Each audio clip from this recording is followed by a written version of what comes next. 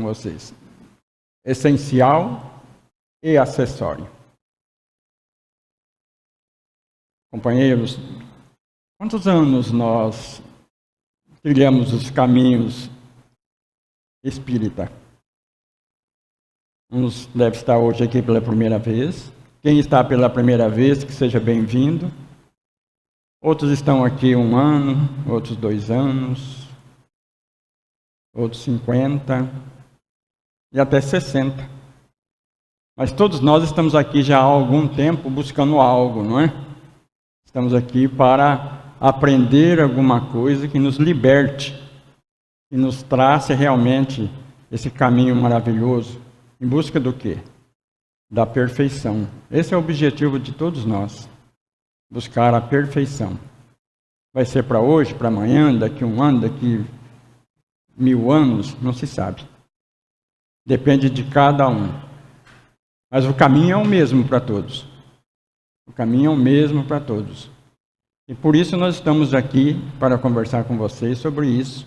E começar com uma pequena história que consta ali naquele livrinho Bem-aventurados os Simples, não me recordo o nome. Como é que é o nome do autor espiritual? Eu vou lembrar. Um grande engenheiro aposentou-se e, por já estar cansado do burburinho da cidade, comprou uma área de terra afastado da cidade, num sopé de uma montanha, e ali começou a construir a sua nova casa.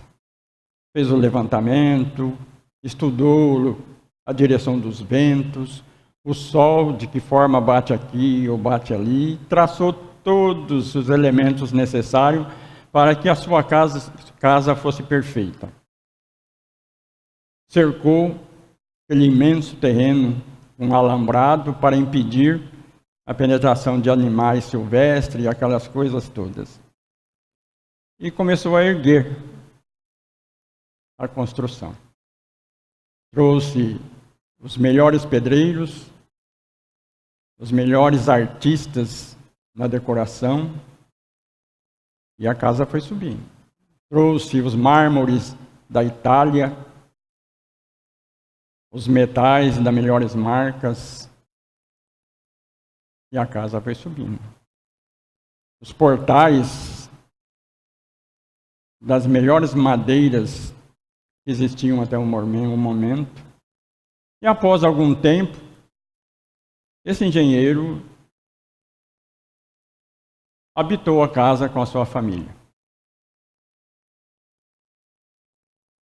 Alguns dias depois, começou a sentir-se mal, ficou doente, e 1 semana depois desencarnou. Ele que havia estudado tudo aquilo, tudo que era necessário à construção, as melhores coisas, esqueceu de analisar a água da fonte que servia a casa.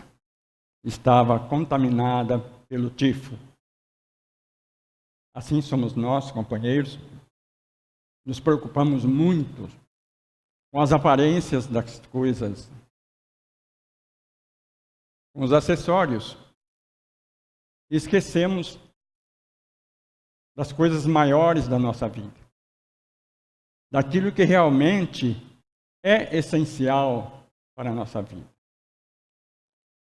Um grande palestrante também, companheiros, querendo falar sobre esse mesmo assunto, adentrou o recinto lotado de pessoas, carregando nas costas um saco. Intrigou todo mundo ficou intrigado com aquilo. Colocou o saco ao lado da mesa, olhou para as pessoas, para chamar a atenção, deixá-las curiosas. Aí abaixou-se, tirou debaixo da mesa um recipiente de vidro quadrado, E ali ele começou a colocar alguma coisa que ele havia retirado daquele saco que estava ali ao lado. O que eram? Pedras do tamanho de um punho. E colocou 1, 2, 3, 4 e encheu até a borda de cima de pedras do tamanho de um punho. E perguntou para a plateia: está cheio? Lógico, todo mundo está. Aí ele abaixou-se, pegou um saco de pedrinhas bem miúdas e despejou no recipiente de vidro. Um tapinha aqui, uma batidinha ali. As pedrinhas miúdas foram se infiltrando no espaço deixado pelas pedras grandes. E ali foi um saco de pedrinhas pequenas. Está cheio? Ninguém se manifestou. Será alguma coisa a mais? Ele deu um tempo para que a curiosidade do pessoal se assentasse melhor. Abaixou-se e tirou dali um saco de areia, bem fino. E despejou essa areia fininha também naquele recipiente de vidro. Um soquinho aqui, um tapinha ali, uma balançadinha, e a areia foi se acomodando nos espaços ainda que sobraram das pedras grandes e entre as pedras pequeninas também. Está cheio? Está, não tem mais jeito. Não tem mais onde colocar coisas aí. Deu um tempinho para a turma ficar mais curiosa. Abaixou-se. E dali daquele saco retirou 4 garrafas dessas PET de 2 litros. E e lá se foi para dentro daquele recipiente também mais 4 garrafas PET de água. Interessante, companheiros. O que a gente pode tirar de lição dessa figura que nós citamos agora? O que é a pedra grande? O que essa pedra grande representa? Nós sabemos que existem muitas pedras grandes na nossa trajetória aqui na Terra, que às vezes nos impede a nossa caminhada. Mas existem, meus irmãos, muitas pedras grandes, preciosas na nossa vida. Preciosas nas nossas vidas. E a coisa mais interessante dessa história é que se nós tivéssemos colocado areia, as pedrinhas miúdas, antes das pedras grandes, será que nós teríamos colocado as pedras grandes, todas elas? Caberia nesse aquário? De jeito nenhum. De jeito nenhum. Por isso que as pedras grandes são bem representativas na nossa vida. Principalmente aquelas preciosas. E quais são as pedras grandes da nossa vida? Podemos citar várias. Quais? A primeira, família. Família é uma delas. A primeira, Deus, nosso Pai Criador. E sem Ele, não somos nada. Essa é a pedra maior da nossa vida, a pedra mais preciosa, nosso Criador. E depois vem também a família como pedra grande. Qual outra pedra grande que vocês arriscam falar? Pode falar. Será que é só a família e Deus? A saúde é uma pedra grande? O que mais? O trabalho é uma pedra grande? Os amigos é uma pedra grande? A amizade é maravilhosa, é algo importante na nossa vida. O que mais que a gente colocaria? Alguém arrisca mais alguma pedra grande? Não? Tem muitas. Eu anotei algumas aqui. Por exemplo, a família, os sonhos, nossos sonhos. É uma pedra grande. Quem não sonha, não vive. E não é aquele sonho que a gente dorme, né, e sonha. Não. Os anseios que nós temos na nossa vida. Que podem ser bons e podem ser também de problemas, né? Por isso que a gente tem que ter olhos de ver, ouvidos de ouvir, como recomenda Jesus. E quer dizer o quê? Preste atenção. Preste atenção. Então, essas pedras preciosas na nossa vida têm algo a ver com o nosso progresso espiritual. É de muita importância. E agora, e as pedras pequeninas que tomam espaço vazio entre as pedras grandes? O que é isso? A areia, por exemplo, também, né? São exatamente os acessórios. Exatamente os acessórios que preenchem aquele espaço que existe na nossa vida e que faz com que a nossa vida seja bonita, seja alegre, seja feliz, seja gostoso de viver. A importância do acessório é isso. Mas jamais o acessório pode tomar o lugar das pedras grandes da nossa vida. Jamais. Por isso, vou repetir várias vezes. Quem tem olhos, que veja. Quem tem ouvidos, que ouça. É uma recomendação de Jesus. Ele fala isso muitas vezes no seu Evangelho. Que nós prestemos atenção nessa nossa trajetória. Porque todos estamos aqui para aprender, para progredir. E jamais deixar que os acessórios seja a coisa mais importante da nossa vida.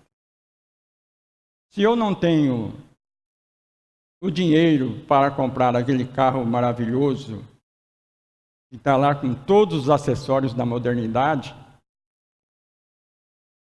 eu posso comprar lá um carrinho mais simples, que vai no mesmo lugar que o outro vai. E se nós tivermos a felicidade da simplicidade, da humildade, ter valores acima do tipo de vida material, podem ter certeza, nós seremos tão felizes tanto quanto aquele que tem o carro maravilhoso. Porque o essencial na nossa vida é essas pedras grandes. Nós citamos aqui algumas, mas tem outras tantas. E o objetivo nosso é esse, meus irmãos, de nós começarmos a observar o nosso caminho. Quando nós adentramos ali os portais do Centro Espírita, todos nós viemos buscar alguma coisa. Uns vieram pela dor, o outro pela curiosidade, outros porque quer aprender algo mais, outros porque nasceram em família espírita, e assim por diante. Mas todos nós estamos aqui por alguma coisa. O acaso não existe. Se nós estamos aqui, é porque o convite foi feito e nós aceitamos o convite. Então, é o aproveitar esse momento de aprendizagem, de vivência dentro da doutrina espírita. Por quê? Porque a doutrina espírita, ela é o evangelho redivivo. É aquele evangelho puro, lá dos tempos apostólicos. Sem enfeite, sem adendos. Um caminho correto, firme. É certo que devido às nossas fraquezas, a gente se deriva para atalhos que às vezes nos levam a caminhos diferentes e a problemas sérios. Por isso a necessidade de trilharmos caminho reto. Por quê? Quando Jesus foi arguido ali depois que ele se afastou de Jerusalém, fugindo, lá dos ataques dos fariseus, dos judeus, ele ficou um tempo lá na Galileia. E os irmãos dele, então, porque Jesus tinha irmãos, disseram para ele: Mestre, por que não voltas para Jerusalém? Mostre a eles quem tu és. E Jesus olha para os seus irmãos e diz: o meu tempo ainda não é chegado. Por que ele disse isso? Porque ele sabia, se ele fosse naquele momento para Jerusalém, ele seria preso e talvez crucificado antes do tempo. E por isso ele disse: o meu tempo ainda não é chegado, mas o vosso tempo já está pronto. Olha que interessante a colocação. O tempo dele ainda não é chegado, mas o nosso já está pronto. E é verdade, o nosso tempo já está pronto. Quando nós voltamos aqui à matéria, através das reencarnações, nós já chegamos aqui com o nosso mapa reencarnatório pronto. Com todas as diretrizes, com todas as coisas e etc, etc, que teremos que passar ou que teremos que enfrentar para desenvolver a nossa habilidade de aprender. Então nós já temos o nosso mapa pronto. Muitas vezes, devido ao nosso livre-arbítrio, nós erramos, não cumprimos determinadas situações já com correção. Então o nosso tempo já está pronto. É só cumpri-lo.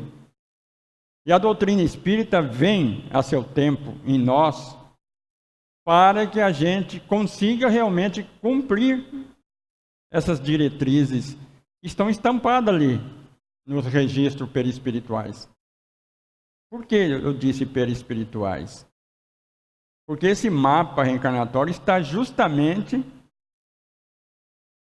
determinado ali no nosso perispírito, célula por célula. Jesus não diz lá, a cada um segundo as suas obras. Então nós chegamos aqui com o nosso mapa reencarnatório pronto. Podemos deixar de cumprir ou não o que ali está colocado. E a gente não sabe. Porque se soubesse seria uma coisa maluca. Não é? Estamos aqui para aprender, corrigir o passado e determinar o nosso futuro. Quem tem olhos que veja, quem tem ouvidos que ouça. Prestar atenção nas nossas arestas, no nosso modo de pensar, nosso modo de falar, nosso modo de agir. Porque tudo parte do pensamento. E quando o pensamento plasma através das palavras isso ou aquilo na nossa caminhada, com certeza muitas dessas pedras grandes, que é o essencial, são as coisas essenciais da nossa vida, nós deixamos com problemas. A primeira pedra grande, a nossa saúde também. Nossa saúde. Podemos, através dos nossos vícios, da nossa maneira de expressar, determinar determinadas doenças interiores, espiritual, material e um monte de coisas que vão determinar o quê? A nossa infelicidade. Por isso a necessidade, então, companheiro, o passo importante é ver como é que eu estou. Como é que eu estou quanto a mim mesmo? O que eu estou fazendo para ser melhor hoje do que ontem, amanhã do que hoje, assim por diante. Assim por diante. E a doutrina espírita, ela nos dá esse cabedal de conhecimento para começarmos, sim, cortar as nossas arestas, fazer a nossa luz, como diz Jesus, brilhe a vossa luz, faça-se a sua luz. Por que ele cita várias vezes a questão da luz no seu Evangelho? Porque a luz sempre vence as trevas. Nós apagarmos essa luz aqui, com certeza vai ficar tudo escuro. Nós teremos dificuldade para sair, vamos trombar nas cadeiras, tropeçar aqui ou ali. Se houver ali fora um buraco, nós vamos cair todo mundo dentro do buraco. Mas se tiver a luz acesa, nada disso vai acontecer. Porque a luz sempre vence as trevas. Um palito de fósforo, às vezes, na escuridão, vence a escuridão, deixa de existir. E nós achamos a trilha necessária para sair disso ou daquilo. E o Evangelho é essa luz que Jesus preconiza.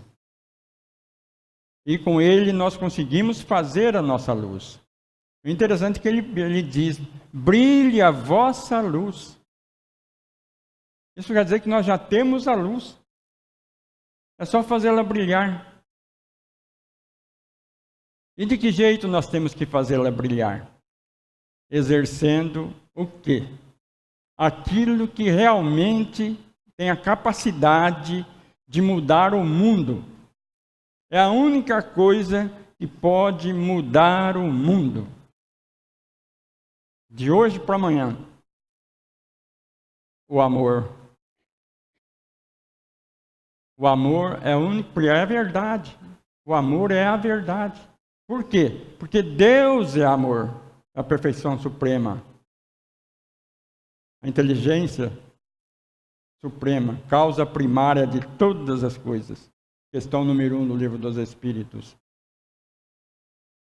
Brilhe a sua luz, faça-se a sua luz. E nós só vamos conseguir fazer a nossa luz implantando o amor dentro de nós. E vai realmente fluir essa luz para fora. E com certeza, companheiros, todas as pedras grandes que nos rodeiam, que são as coisas essenciais da nossa vida. Repetindo, Deus primeiramente, nossa família, nossa saúde, o nosso trabalho. O que mais? Tanta coisa aqui, né, para falar que a gente nem lembra, né? O que mais? Os nossos sonhos, a nossa própria vida. De voltar para dentro de nós. Nos conhecermos primeiro. Porque nos conhecendo, nós sabemos aonde é que nós temos que nos corrigir.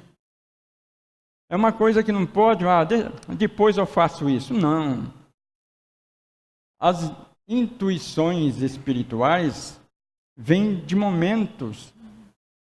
E é nesse momento que a gente tem que aproveitar essas intuições. Se ela for do mal, jogue para fora. Mas se for do bem, cultive-a. Porque quanto mais nós cultivamos o nosso eu, no sentido do bem, mais ele brilha, mais caminho se desponta à nossa frente.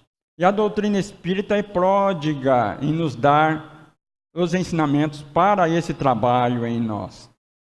É só ter os olhos de ver e os ouvidos de ouvir, e nós vamos nos ter a capacidade de encontrar. Pergunta-se, como estamos nós contra a oração? A oração é uma pedra grande na nossa vida também. Sem ela, nós não entramos em sintonia com a espiritualidade maior. Por isso que a prece, André Luiz diz, cultive o hábito da oração. A prece é luz na defesa do corpo e da alma. Olha que maravilha. E a gente pode até acrescentar nesse pensamento de André Luiz, quando ela é feita no lar também. Nós precisamos pensar no nosso lar, que é uma pedra grande na nossa vida. Porque geralmente nós moramos numa casa de 4 paredes. Mas será que a nossa casa é um lar?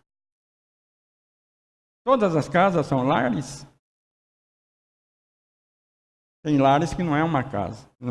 Tem casa que não é um lar. Porque o lar não depende de 4 paredes. Que depende o lar?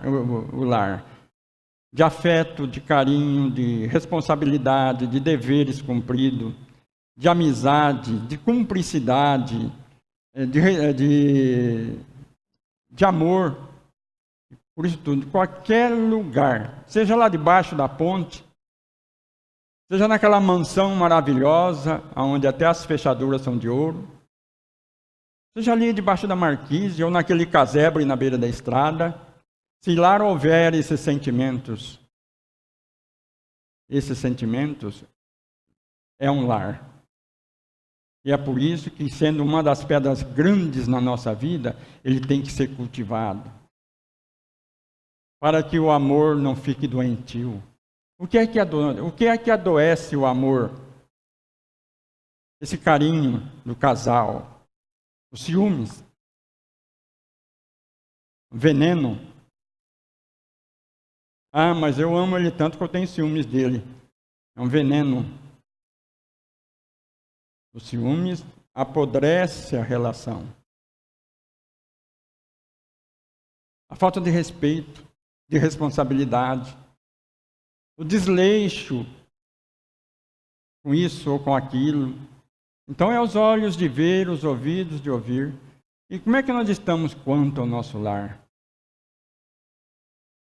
A prece que não faz rolar na face uma lágrima, diz Chico Xavier, não atingiu os seus objetivos. E o que é que faz rolar na face uma lágrima? O sentimento. Então, se a prece não for sentida, se o coração não participar, só a mente, um monte de palavras, não atinge os objetivos. E a prece é uma pedra grande da vida. É por isso que, então, companheiros, que os olhos de ver, os ouvidos de ouvir, ser implantado na nossa caminhada aqui. Porque tem muitas pedras grandes, preciosas ao nosso redor, que são das nossas responsabilidades. E a doutrina espírita, como o Evangelho Redivivo, nos cobra isso. O que nós estamos fazendo dentro de um centro espírita? Estamos dentro do centro espírita, nós estamos no espiritismo. Mas a importância maior é fazer com que o espiritismo esteja em nós. Esse é o maior esforço. E o espiritismo é uma pedra grande. E tem que ser cultivada, tal qual como a prece. Cultive o hábito da oração. Cultive a doutrina espírita em si. Não deixe que ela entre por um ouvido e saia pelo outro. Não deixe que ele entre pelo ouvido e pare na mente, como sabedoria, como conhecimento. Porque também só isso não resolve nada. Ele tem que descer para o coração. Nós temos que sentir a doutrina, essa pedra maravilhosa. E não é só sentir, não. Também não resolve nada só sentir a doutrina. Ah, como eu amo a doutrina espírita. Ah, como eu me sinto bem dentro dela. Só que continua ranzinza, mal educado, irresponsável, preguiçoso. Fica do mesmo tamanho. A pedra grande acaba criando limo, perde o valor, enferruja dentro do nosso cérebro, fica só como conhecimento. As coisas têm que ser aliadas uma à outra. Como o pássaro precisa das 2 asas para voar, a doutrina espírita também precisa de 2 coisas em nós. Boa vontade, que é uma delas. E a outra, servir, trabalhar. Eu me lembro daquela passagem de Jesus, ele pega lá uma jarra de água, uma bacia, uma toalha, e vai lá e lava os pés dos apóstolos. Vocês lembram dessa passagem? E quando ele acaba, ele diz: façam isso por mim. Façam isso por mim. Eu não vim para ser servido, mas para servir. Olha, ele, Jesus, esse Espírito cósmico, ele não veio para ser servido, mas para servir. E lava os pés dos apóstolos, deixando uma lição humilde para todos nós. Então, doutrina espírita, sem descer nas mãos como serviço, o primeiro deles em nós, porque se nós não tivermos com ela, só dá quem tem. Dá um sorriso para mim.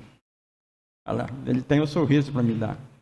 Ele tem. Se ele fosse um camarada carrancudo, ele falava, vá tomar banho só. Não daria o sorriso. E para ter, meus irmãos, a necessidade de conquistar, que a gente só dá o que tem. O que a gente não tem, não tem como. Então, por isso, voltando a falar, o essencial da nossa vida são as coisas, aquelas que interessam o nosso progresso. E é tudo isso que nós falamos. Mas os acessórios, qual o valor do acessório na nossa vida? É deixar o essencial bonito. Ele é importante na nossa vida, o acessório. Mas ele não pode ser exagerado. Ele não pode estar à frente do essencial. E nós corremos geralmente atrás do acessório nessa nossa vida. E prejudicamos o nosso acesso a uma vida melhor com o essencial na mão. E o acessório muitas vezes tapa os objetivos do essencial. Aquela moça bonita, e o rosto maravilhoso, quer ficar mais bonita ainda, e pega o batom e passa aquele batom brilhante, mais do que a boca. E aquilo que era belo fica feio, pelo exagero do essencial. Então é os olhos de ver, os ouvidos, fica uma figura bem simplesinha. Mas se nós observarmos a nossa caminhada, podem ter certeza, companheiros, a gente vai encontrar sempre o essencial tomando conta, o acessório tomando conta do essencial. E na figura do aquário, nós vamos ver que as pedrinhas tomaram espaço vazios, e é um interessante para preencher a nossa vida. Esse aquário é a nossa vida. É a nossa vida. Cheio de pedras grandes e importantes, que preenche a nossa vida, e nos espaços, os acessórios para tornar gostoso essa nossa vida. Interessante. E o mais essencial, a água da vida, porque a água é vida. Sem ela, nós não vivemos. 70% de água é o nosso corpo, 70% de água é o nosso mundo, o nosso planeta. Não é? A água é a vida. E nessa vida nossa, a água é importante. Refresca a nossa vida, ilumina a nossa vida. Por isso ela é importante. Mas essa água também, companheiros, lava as coisas, limpa, asseia. E qual que é a água da nossa vida, espiritualmente falando? O amor, para qual Jesus lá no alto da cruz, Pai, perdoa, eles não sabem o que fazem, deixando o exemplo do perdão. Que é a palavra mágica que nos ajuda a crescer interiormente. Quem não perdoa se enferruja. Olhos de ver e ouvidos de ouvir. Analisemos se os acessórios não estão tomando conta dos objetivos da nossa vida. Ainda é tempo de nós começarmos a lapidar o diamante. Qual diamante? O Espírito. Para que ele brilhe, fazendo a luz. Vamos pensar nisso? Essa pequena informação desta noite possa, companheiros, levar todos nós a um raciocínio. Como eu estou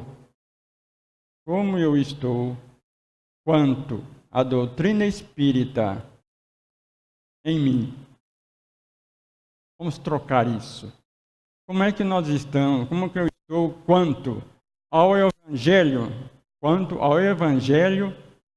em mim?